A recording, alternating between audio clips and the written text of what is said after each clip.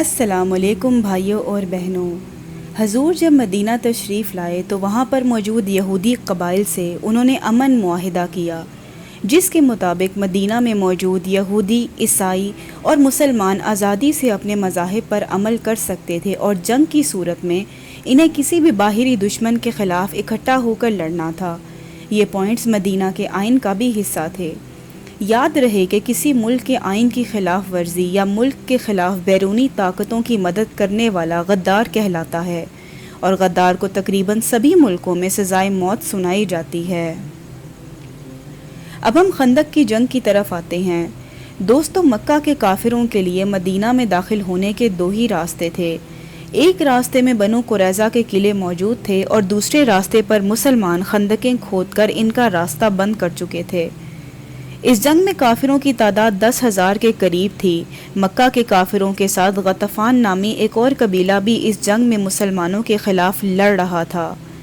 جب یہ لوگ مدینہ میں داخل ہونے سے ناکام ہوتے رہے تو انہوں نے بنو قریظہ کے سردار کو اپنے ساتھ ملانے کی کوشش کی۔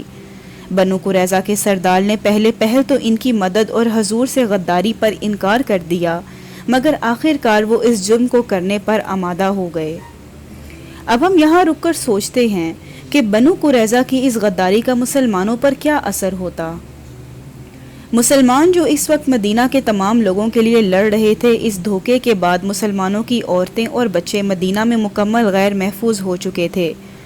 اگر کافر اور یہود دونوں طرف سے حملہ آور ہو جاتے تو ایک طرف مسلمان مردوں کا قتل عام ہوتا اور دوسری طرف ان کی عورتوں کی عزت داؤ پر لگ جاتی۔ مسلمان بنو قریظہ کی اس غداری سے بہت مشکل میں پڑ گئے، مگر اللہ کی حکمت سے مکہ کے کافروں، غطفان کے لوگوں اور یہود میں معاملہ طے نہ پا سکے اور کافر یہود کو مدینہ میں چھوڑ کر فرار ہو گئے۔ خندق سے واپس آنے کے بعد حضور اللہ کے حکم پر مسلمانوں کے ہمراہ بنو قریظہ کے قلعے کے آگے پہنچ گئے اور ان سے سرنڈر کرنے کو کہا، مگر ظاہر ہے وہ اپنے دھوکے کی سنگینی کو جانتے تھے اور مسلمانوں کا سامنا کرنے کی ہمت نہیں کر پا رہے تھے۔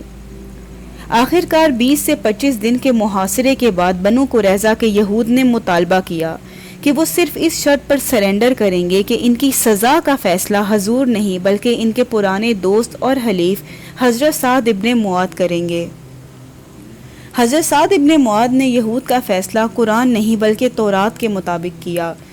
تورات کی 5ویں کتاب ڈیوٹونومی کے چیپٹر 20 آیت 12 سے 15 میں لکھا ہے، لیکن اگر شہر امن کا پیغام قبول کرنے سے انکار کرتا ہے اور تم سے لڑتا ہے تو تمہیں شہر کو گھیر لینا چاہیے، اور جب تمہارا خدا شہر پر تمہارا قبضہ کراتا ہے تب تمہیں تمام آدمیوں کو مار ڈالنا چاہیے۔ تم اپنے استعمال کے لیے عورتیں، بچے، جانور اور شہر کی ہر ایک چیز لے سکتے ہو۔ تمہارے خدا نے تمہارے دشمنوں کی مال غنیمت تم کو دی ہے۔ یوں ان غدار یہودیوں کو ان کی سزا ان کی اپنی کتاب کے مطابق دے دی گئی۔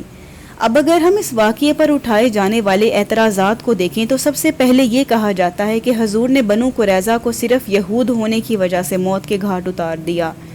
اب اس میں سب سے پہلے تو آپ یہ دیکھیں کہ بنو قریظہ کی قسمت کا فیصلہ ان کے اپنے کہنے پر سعد ابن معاذ نے کیا، نہ کہ حضور نے۔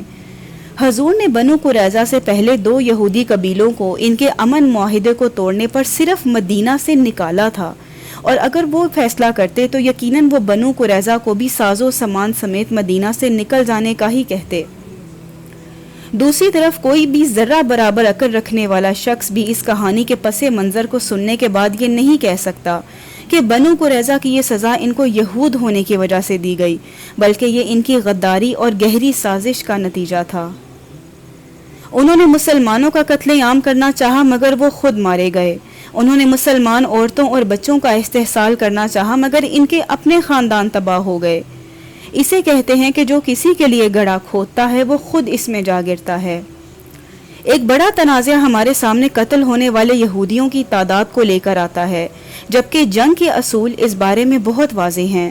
مردوں میں صرف ان کو قتل کیا جاتا ہے جو لڑنے کے قابل ہوں۔ روایات کے مطابق ان کی تعداد 40 سے 400 کے درمیان تھی، نہ کہ 800 یا 960۔ یہ سب فیبریکیشنز ہیں۔ ایک آخری اعتراض جس کو میں ایڈریس کروں گی وہ یہ ہے کہ حضور نے ایک یہودی عورت جن کا نام ریحانہ تھا انہیں باندی بنا لیا۔ ریحانہ کے شوہر کی وفات ہو چکی تھی۔ غیر مسلموں کا کہنا ہے کہ اس بات سے اندازہ ہوتا ہے کہ حضور کو عورت کی کتنی طلب تھی۔ استغفر اللہ، کاش یہ کافر اپنی عقل کو ہاتھ مارتے اور سوچتے کہ حضور ایک بیوہ عورت کے بجائے 100 کنواری باندیاں بھی رکھ سکتے تھے، لیکن نہ تو حضور نے کبھی عورت کو کھلونا سمجھا، نہ وہ اس دنیا میں آرام کی تلاش میں آئے تھے۔ ہمیں اپنے مذہب اور اپنے نبی عربی پر فخر ہے، اور بے شک وہ رحمت للعالمین ہیں۔ دوستو، میں کوئی عالمہ نہیں ہوں، صرف ایک طالب علم ہوں۔ اس ویڈیو سے میرا مقصد صرف اللہ کے دین کی نصرت اور حضور صلی اللہ علیہ وسلم کے ناموس کی حفاظت ہے۔ آپ کو یہ ویڈیو پسند آئے تو اس کو شیئر کرنا مت بھولیے گا۔ جزاک اللہ فار واچنگ۔